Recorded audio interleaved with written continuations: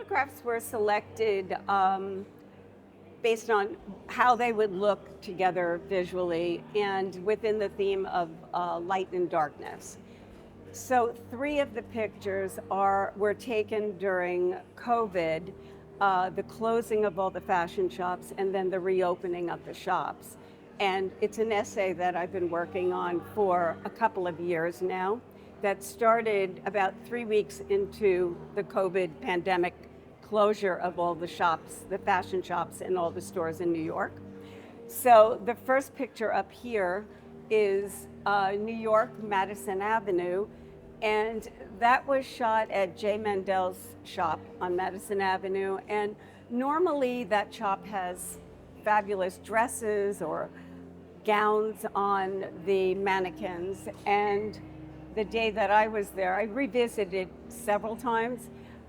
It was stripped of all the fashion, and I just liked the placement of where the mannequins were and how the light fell on it.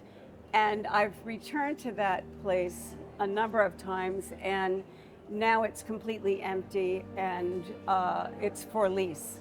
So that ended the whole era of that shop when COVID hit. What about this one? That is from a different essay. This is from the COVID essay also, and it is Louis Vuitton's shop in Soho and Ralph Lauren. And I was looking in the Vuitton window, and the window had been blocked for a long period of time, and now they had flowers in the window. They were artificial flowers, but they were absolutely gorgeous. And they were reflecting off the glass, and so I was looking at it, and I realized I had been shooting Ralph Lauren's shop across the street up there, and I realized that both shops were present in the photo at the same time, and I really liked that. And I also liked getting an element of beauty with the flowers and some nature into the urban environment for a different feel for the image. This image was taken at Burberry's store in Soho, and I liked it for the chaotic sensibility of the moment. Looking into the shop, everything was empty and all the animals were running around. It looked like they were reflected off of mirrors inside the scene. And I love the black and the white and the reflections, as you pointed out, in the bottom with the top, how the light changed also when cars passed by and headlights reflected off anything in there on the walls, etc. So, and I like the presence of the animals being in the picture plane at the front, like they're just about to leap out of the frame. These pictures are, this cat was in an empty storefront in the Flatiron District in New York. I often walk all over the place in New York, daytime, but also in the evening and into the nighttime. And in this case, I was on Long Island visiting a friend, came back, took a train, decided not to take a taxi, I would walk, and was walking down the street, looking in the shops, and this is a Turkish van cat, a beautiful black and white cat, and it was sitting in, somebody had given it a bed up in the front window, but the store was empty, and the window had a bullet hole, so it was a real sense of New York's underbelly of New York, shootings at night, etc. And I thought that it kind of captured that feel. And the cat, to me, it symbolized someone, or that had experienced a lot, that had passed by that street, and a lot of activity. And so it was just perched, just watching everything, and it never flinched the entire time I photographed it. I put my face close to it, it never moved. It never blinked its eyes, or it just looked at me. So anyway, I captured that. And this is a plane at Newark Airport. I was sitting smack in the middle of a wing. So I like that it had the atmospheric perspective to the image. It would take your eye right back into the background there, and then all the clouds were reflected off the wing. And it's called flight lift because the lift is exactly the point where a plane is running down the runway just as it goes up. So it's really literally into the seconds of it lifting up from that place.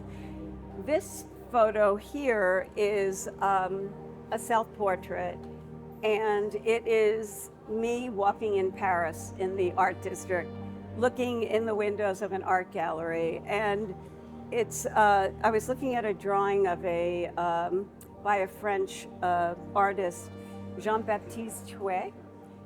And I was looking in there and I realized that the drawing, which was nature, was like coming up over me and like covering me. And I liked that sense of the picture. So that was a reflection. Yeah, it was also a reflection like the other flowers. It's really nice. And that's the only one that's in Paris, but that's a favorite city of mine for the arts. So can I ask you a question? When you take a photograph, when you walk by, how do you know that it's something that is interesting that would catch your eyes? Is there some sort of degree of, I don't know, light or interest that takes your eye? Because every single one of these photographs, they're a little different in different ways. Right. They're taken in, so it's just super interesting. I think wonder. that it's about, I have an experience when I'm walking. It's something I see in the light and the shadows, how things fall, and what the subject or object is. What if it draws me in and I have an experience with it, I like capturing it and sharing it. So a lot of my work in photography is done in the street, and I draw and I paint too, and that's done, some of it's in nature and some of it's not, it's more conceptual. But this really represents me sort of walking through life in different cities of the world. So here it's limited to New York, but I have a lot of photographs that were taken at different times in multiple cities like London, Paris, Rome, Florence. So what's your current inspiration? I don't really have a defined, I'm not going out for anything defined other than when I was working on the COVID essay. It's more, it's just, I look at art as really a journey, like what really captures my interest. I don't always know where I'm going in a drawing, a painting, as well as a photograph. It's really a journey and an exploration. So. And I heard you say that you're writing a book and that you paint also. Yes. Is that something that we're going to be seeing in the future with some of the newest?